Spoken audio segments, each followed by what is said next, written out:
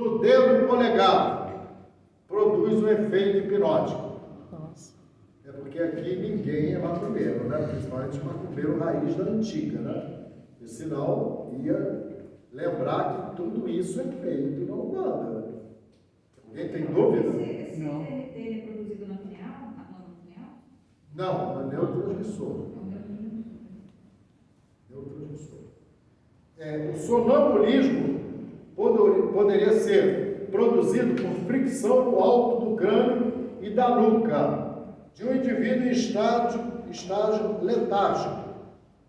Então, quando você hipnotiza alguém que quer fazer uma anestesia para arrancar um dente, você hipnotiza e rapidamente a pessoa pode sair do estado hipnótico. Mas se você flexionar essa área do cérebro com a mão, você vai estimulando e a hipnose continua. Caramba. Tá? Aí eu pergunto, tudo isso que eu falei, esses toques aqui e ali, vocês veem que na Umbanda tem, no Candomblé tem, e aonde mais tem? Que mais usa e tem na internet direto?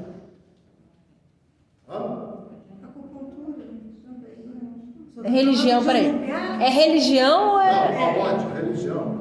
Pode ser religião. Porque eu não sei Igreja, se sei Não. lá. Alguma igreja? Não é local. O local do corpo eu acabei de dizer. Chorei. Mas não tem. Pô, vocês são muito, vocês não vêem internet.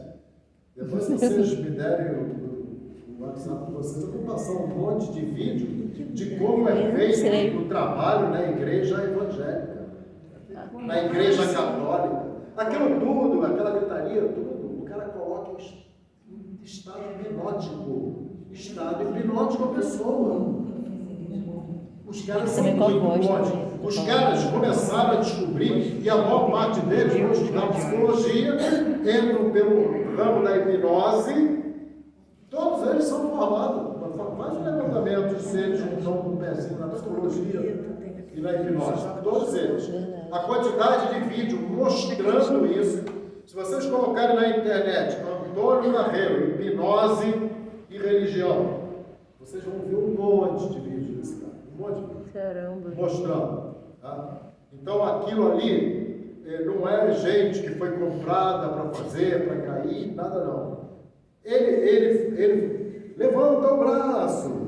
Aí quando a pessoa levanta o braço e começa a balançar, ele já sabe que aquela pessoa é mais sensível do que a outra. E aí, quando ele vai chamar, ele chama só as sensíveis. Aí ele traz e hipnotiza. Quando ele hipnotiza, ele faz o que ele quer com a pessoa ali, porque a pessoa ela está se doando, ela está na igreja e ela vai por amor, ela está aberta para tudo. Entendeu a diferença que você está no auditório e qualquer um prestar atenção? Exatamente. Essa hipnose, e lembra da hipnose lá do padre, lá atrás? Exorcismo, não sei o quê? Tem uma técnica usada pelo hipnotizador que ele coloca a mão na testa ou na nuca. Aonde é que nós vemos muito essa técnica? Ninguém aqui desenvolveu na Umbanda, não? Mas ela manda que tem, você põe aqui. Só eu? Só você. Não, eu já fui já também, vou às vezes, mas. Ah, não, médio não. Você principalmente no desenvolvimento, ou quando o guia quer fazer o fechamento para cada um incorporando, ele vai encostando na testa. Se vocês observarem, coloca os rituais de Umbanda, ou vai no centro de Umbanda, que as pessoas trabalhem mesmo na Umbanda, no Candomblé, vocês vão ver que tem os toques. O atabaque, o que é o atabaque? É o som. É a hipnose através do som. Vocês já viram que o atabaque, ele funciona em frequências diferentes? Sim. Cada frequência, ele bate num chakra. Nossa. O chakra tem frequência, cada frequência bate num chakra. E você fazendo isso, você coloca a pessoa em estado hipnótico. Se vocês forem, principalmente no Candomblé, quando começar o atabaque, dependendo da entidade, rapidinho vai um atrás do outro incorporando. Aí vem a primeira confusão na cabeça de todo mundo. É um transe hipnótico ou é mediunidade? Primeira confusão. No final eu vou tentar dar uma explicação. Tá botando muitas dúvidas na minha cabeça. Graças a Deus. Porque você vai correr atrás. Então vamos lembrar lá do 1950, Allan Kardec estava lá estudando, já devia estar sentado estudando lá magnetismo e já estava falando como ia ser o Livro dos Espíritos. Se vocês pegarem o Livro dos Médiuns, estudarem o Livro dos Médiuns com um olhar diferente e pegar o magnetismo e fizer um paralelo entre o magnetismo e entre a hipnose, tem toda a relação. A origem de Kardec era o magnetismo e a hipnose. Aí aparecem as mesas girantes. Olha a beleza da espiritualidade. Início da humanidade, vai surgindo os transes devagarinho, de forma rudimentar. Aí de repente aparece um cara e fala dos astros, fala do magnetismo e começa a estudar aquilo, energia. Aí fala do transe hipnótico. Aí aparece um outro logo depois, na sequência, que é Kardec, que começa a bolar alguma coisa na cabeça dele. Logo junto surgem as mesas girantes, que a espiritualidade colocou lá. Ele somou um com o outro, que era magnetismo. A mesa ele associou o magnetismo, a incorporação ele associou a hipnose, porque o estado hipnótico tem que ter o sonambulismo. E na incorporação é o sonambulismo. Sonambulismo é a interseção entre a hipnose e a interseção entre a mediunidade. Tem gente que não acredita na mediunidade, que diz que o médium não está incorporado, ele está hipnotizado. Mas vamos continuar para a gente ver se consegue fechar alguma coisa em relação a... Tem uma coisa interessante, terapia de vida passada. Foi no ano de 1701 que começou essa história. Os caras magnetistas estudavam e faziam terapias de vida passada. Da onde que veio o Espiritismo? A base da reencarnação do Espiritismo? Sócrates e Platão. Então, Sócrates e Platão vem lá atrás, prepara uma base filosófica, a gente pega no outro ramo, a hipnose e o magnetismo crescendo, aí os dois se encontram aonde? Em Kardec. Aí a gente vai no Evangelho segundo o Espiritismo, na introdução, está lá Sócrates e Platão falando e conversando com a gente, dizendo e orientando um monte de coisa para a gente. O que a espiritualidade faz, o planejamento que ela faz, é muito interessante. Agora, vamos pensar um pouco. Eu não gosto de falar. Eu gosto que todo mundo pense. Então, o Espiritismo, ele acredita na manifestação do Espírito, não é isso? Sim. Vidência, levitação. A hipnose é uma ferramenta, um estado de transe para acessar aquela área subconsciente e inconsciente que nós temos. Vamos guardar isso como informação? Guardaram isso? Essa diferença? Agora vamos ver o que a doutrina espírita fala sobre animismo, que muita gente critica o animismo. Isso é animismo, tem que tomar cuidado. Não é assim. O médium, quando começa a desenvolver, ele é puro animismo. Aos pouquinhos ele vai abandonando o animismo e vai chegando ao processo mediúnico. O que é animismo? Alma. ânima, alma. O que é esse animismo, então? Tem muito médium que incorpora mediunicamente. Ou seja, tem um espírito e tem um médium incorporando e fazendo a comunicação entre os dois planos. Agora, tem um outro que não tem esse meio de campo, ele desdobra, vai lá, conversa, volta e traz toda a história para cá. Então, muitos médios, ele pode ter durante a incorporação, ele pode ter um momento de animismo e um momento de mediunidade mesmo.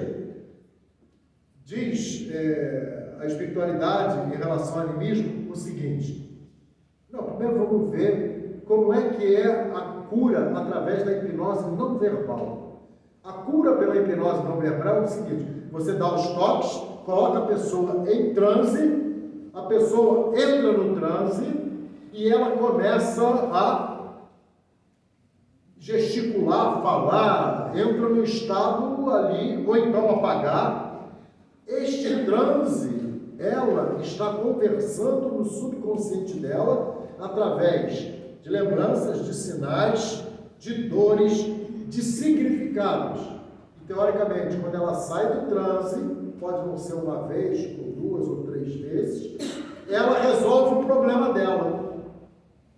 Ela fica curada do problema dela. Essa é a proposta, em linhas gerais, estou falando muito superficialmente, da hipnose não verbal. Ou seja, é uma catarse que você vai fazer sem o outro ficar te influenciando. É você mesmo que vai resolver o teu problema. É assim, a tua consciência vai conversar com o teu subconsciente. E quem sabe mais da tua vida do que o teu subconsciente?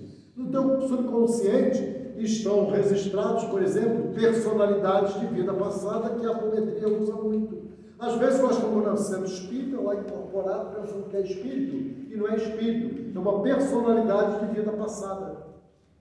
Às vezes a gente está lá incorporado e a gente pensa que aquele espírito é um espírito realmente, e não é. É uma pessoa que está no hospital, em coma, desdobrada, ou então está em casa, desdobrou e foi incorporada ali pelo médico, porque tem alguma relação de causa e efeito. Então, entender o processo da hipnose? Essa hipnose, então, ela resolveria o problema, é como se fosse uma catarse. Vamos agora ver esse processo do animismo e da mediunidade. No animismo, o médium chega lá, vai começar a desenvolver. Ele senta, ele não sente nada, não vê nada, não ouve nada. Aí duas vezes depois ele até logo vai embora, não sente nada, não incorpora nada. Mas vem na cabeça dele um monte de coisa para ele falar e ele não fala porque ele acredita que está mistificando. Animismo não é mistificação. Ele acredita que está mistificando. Às vezes ele vê. Aí ele vê, por exemplo, até eu lá no curso, esse exemplo, porque ele é muito característico. Ele vê que tem uma pessoa num descampado e está uma árvore e a pessoa caída embaixo da árvore, ou então sentada do lado da árvore, e veio a intuição para ele dizer que aquela pessoa se enforcou naquela árvore, ou que aquela pessoa está passando mal naquela árvore. Veio um simbolismo, uma vidência, só que ele tem que verbalizar aquilo na incorporação, senão o doutrinador não sabe o que está acontecendo. Então, ver ou ouvir não é a solução na incorporação. Às vezes é complicado, porque você tem que acreditar na tua intuição para decifrar o que está lá. Até porque, às vezes, vem a vidência e a audição e o Espírito está enganando a gente, coloca coisas ou fala coisas que não são reais. Por isso, na incorporação, sempre o médium tem que elevar o pensamento a Deus e pedir: eu quero uma confirmação do que eu estou vendo, ou do que eu estou ouvindo. Se não for real, os próprios mentores vão desmanchar aquilo, ajudar a desmanchar e vai chegar à verdadeira situação. Então o médium está ali nessa confusão e ele vai falando e que é o animismo. Ele ainda não está incorporando, está ainda em treinamento. Cabe ao doutrinador começar a observar se depois de 2, 3, 4 vezes ele continua no estado anímico. Como é que ele vai observar isso? A pessoa fala coisas padronizadas. Eu não acredito nisso. O que eu estou vendo não é verdade.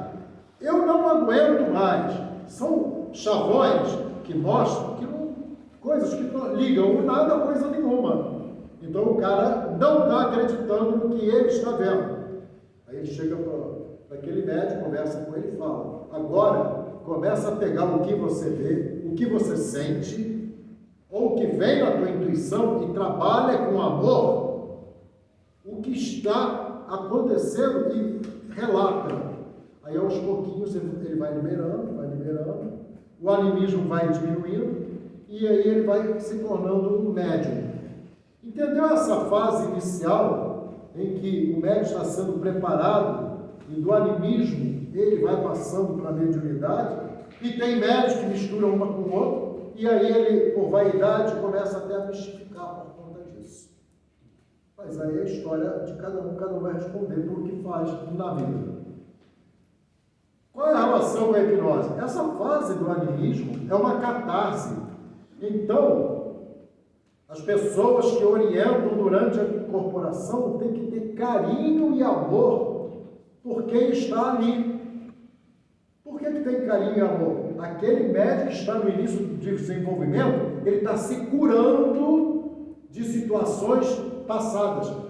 Ou seja, o animismo é um estado hipnótico em que o médium vai eliminando problemas de vida passada, ou vai diminuindo, vai se tornando mais cristalino e mais puro. Aí você vem e fala: comecei a trabalhar, tudo melhorou. Foi a fase do animismo. O primeiro momento do médium é a autocura. Primeiro momento do médium é a autocura. O doutrinador tem que ter uma paciência e um carinho muito grande com esse médium. Tem que ir orientando aos pouquinhos para ele se transformar no médium real. Entenderam então essa relação de hipnose e mediunidade? Sim. E isso daí é muito importante e é muito conflituoso, porque quem não acredita na mediunidade vai dizer que é hipnose. E quem é médium radical vai dizer que a hipnose não existe. Mas nós temos que aprender a começar a construir um conhecimento dentro de nós. Ouvindo todo mundo, não acreditando em ninguém. Primeira pessoa que eu gostaria que vocês duvidassem de mim e que fossem para casa e pesquisassem muito. Vocês vão concordar com algumas coisas, vão discordar de outras, mas cada um vai ter que construir o seu caminho. Então, na Umbanda, nós já vimos que o médium entra em transe, o estado alterado de consciência muito semelhante ao da hipnose. As estratégias para colocar em estado hipnótico, principalmente nos toques, são muito semelhantes ao da Umbanda. Existe uma historiazinha de uma menina que foi procurar um preto velho, né? Ela ficou no preto velho, colocou a mão na cabeça dela, disse que ia explicar por que ela tinha sono e dormia o dia inteiro. Colocou a mão na cabeça dela, horas depois ela acordou e não sabia o que tinha acontecido. Ela entrava em estado hipnótico em casa, e ali ela entrou em estado hipnótico e incorporou. Então, a mediunidade no kardecismo, na Umbanda, kardecismo é forma errada de falar, né, que é espiritismo, né? E na Umbanda, nas religiões, de uma forma geral, é sustentado pelo hipnotismo e pelo magnetismo. Umbanda é fácil de ver. Espiritismo, o desenvolvimento é uma mesa, leitura, mais tranquilo.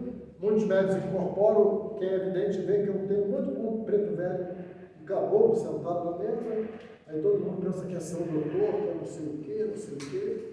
Mas, quando chega na parte do magnetismo, é idêntico ao que o Mesmer fazia lá atrás. Só que nas cirurgias espirituais existem exemplos muito fortes de magnetismo. No Tupiara, nós trabalhamos lá, né?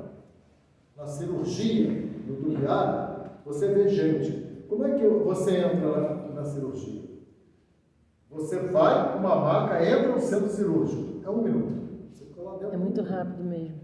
Exato. Te jogam numa cama, 10 minutos na cama. O cara deita na maca, quando ele passa na porta para o centro cirúrgico, ele já está apagado. Completamente apagado. E pegam ele de uma maca, joga na outra maca para tirar, para levar lá para as camas, né? Enfermaria. Ele não acorda. Para a enfermaria, ele não acorda. Ele fica apagadão lá. E na hora de levantar, ainda tem que chegar nele, às vezes, e cutucar ele para ele levantar. É muito rápido. É muito então, a espiritualidade, em diversas áreas, nós temos assim certeza de que existe esse trabalho de hipnose que eles usam em vários momentos. Na cirurgia pode ser usado. Lembra do Zé Ligó, quando ele enfiava a faca no olho? Quem é que estava hipnotizado ali? Enfiava a faca em você não sentia dor? E todo mundo era o espírito que não deixava sentir dor. Era você que estava hipnotizado.